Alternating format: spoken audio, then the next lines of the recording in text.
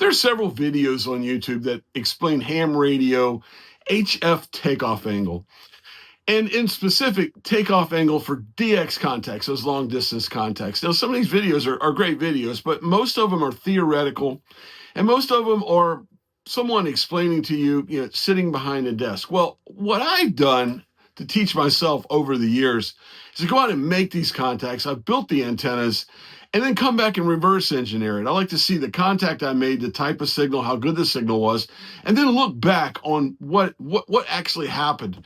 I want to share with you that as I kind of give you a DXplanation of for DX contacts and takeoff angle for antennas. I'll show you what I experienced by the sea with a vertical, but I'll also explain to you that you don't need to be by the sea. Wherever you're at, you can obtain the results I get if you just understand takeoff angle and find out how to, should we say, maximize or minimize, we should say, that takeoff angle. I'll show you all that and more. Stick around. Okay, takeoff angle for HF ham radio. What is it? What does it do? It's no secret. Most DXers say that ultimate, that perfect, or should say that sweet spot for DX contacts is somewhere between 5 and 10 degrees takeoff angle. That gets you in a very low angle to your first hop and then back down. You reduce the amount of hops that your signal is making to get to the other point. And there's no secret about it. Up to the ionosphere, back down, there's loss every time that signal refracts or reflects off of either the Earth or the ionosphere. So the fewer the better, the lower the angle, the better. I've made some discoveries, and I really feel like I'm almost positive that this is true. 5 to 10 degrees is where it's at. I'll give you some examples. I'll put a link below. I have a video just full of contacts I've made sitting on the beach in Virginia Beach, Virginia, talking to Australia, specifically more Western Australia. So we're going to use, for example, this is not every contact, but just to explain, let's use Perth in Western Australia. From me in Virginia Beach, Virginia to Perth, 18,800 kilometers away, okay? So to start with, that would mean that I have to make my signal get there is the least amount of hops as possible. Now, I tell you what, I've made that contact several times, including some S7 to S9 reports, 5 watts SSB. So I know, not from theory, not from a book, I know that it works, and that is truly what's going on. I'll reverse engineer it for you. Let's take the contact. We'll start with the antenna. My antenna that I use, quarter wave vertical. With that, I had an S9 report from Western Australia. Now, that quarter wave vertical on real ground, like anywhere away from saltwater, if you model it, that quarter wave vertical is somewhere around takeoff angle around 21 degrees, which gives you, relative to zero, let's just say the antenna, a 1.09 dB gain. So basically, you're just radiating at 21 degrees, okay? Let's don't get caught up in the math too much here, okay? Let's move to wet sand now, okay? At wet sand, I am with that same antenna, the better the ground, you start bringing down the takeoff angle. Now, how is this happening? Let's just take real quick a lesson. I've explained this before, but a lesson in a vertical antenna with 4 counterpoise wires. That's what we're playing with here, a vertical with 4 counterpoise wires. What are the counterpoise doing on the ground? They're creating, let's just say they're creating a mirror. So that vertical is really a vertical dipole. The bottom half is just a mirror image of it that the ground's making. So think of a candle on a mirror, and there you go. That's what you're looking at. That's what your antenna is effectively, or what the earth and the ground is trying to do. So we move this antenna now to wet sand right at the ocean's edge. And now we're talking, and I've used kind of a somewhat conservative number. It's probably a lot greater than this. Let's just be conservative. Let's just say at the edge of the sand, now I've got somewhere around a 10 degree takeoff. A 10-degree takeoff angle for this thing is 4.25 dB. Now that's 4 times greater than it was on land already. We're getting more signal off of it. And we're also now, we've brought the takeoff angle because of the great mirror below it down to 10 degrees. That doesn't mean that it's only effective at 10 degrees. If you now look at 5 degrees, it's still 3.96 dB at 5 degrees. That means we're still hovering at 4 dB gain.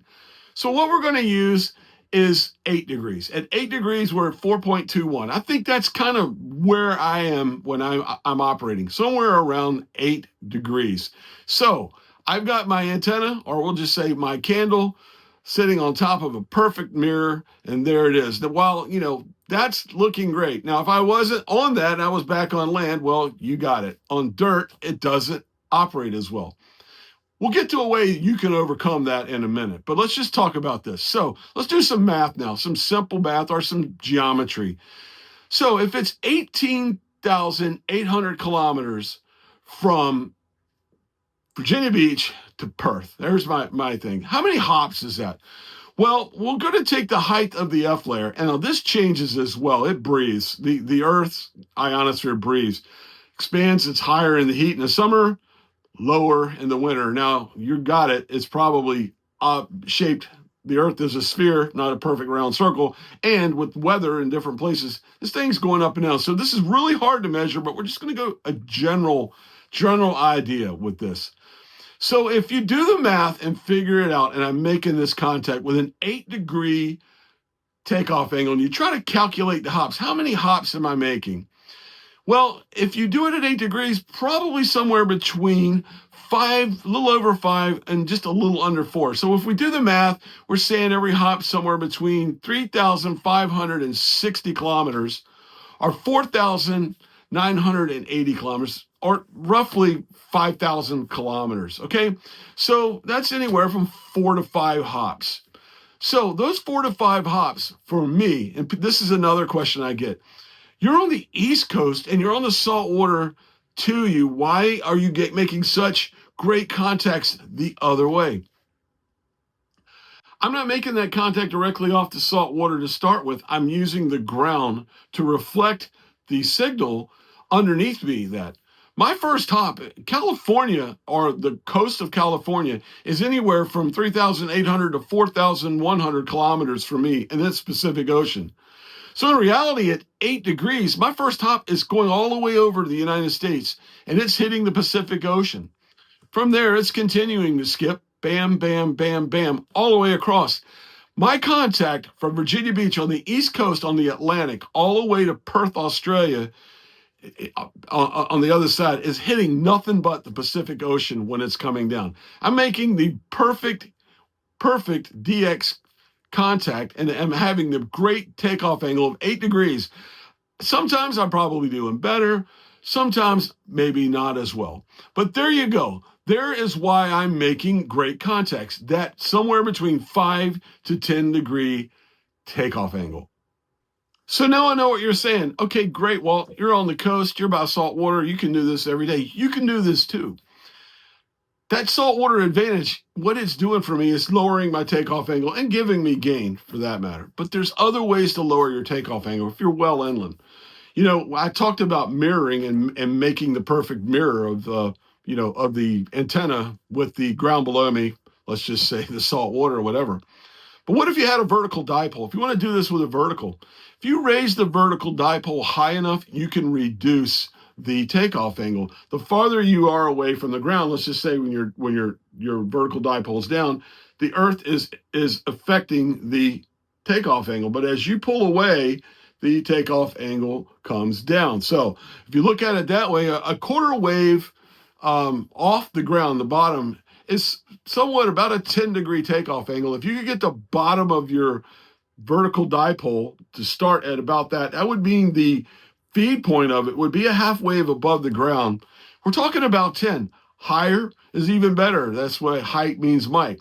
So if you're somewhere where you could get an antenna up that high, maybe even a summit or a peak, high up, you can do that with a mast, what have you. A vertical dipole works. I've done this. I've made vertical dipoles for the 10-meter band. And yes, I know for a fact I made some incredible contacts. I mean, for me, on a 10-meter band with a vertical dipole, or some Nambia, Africa, a lot of my African contacts were 10 meters using a vertical dipole.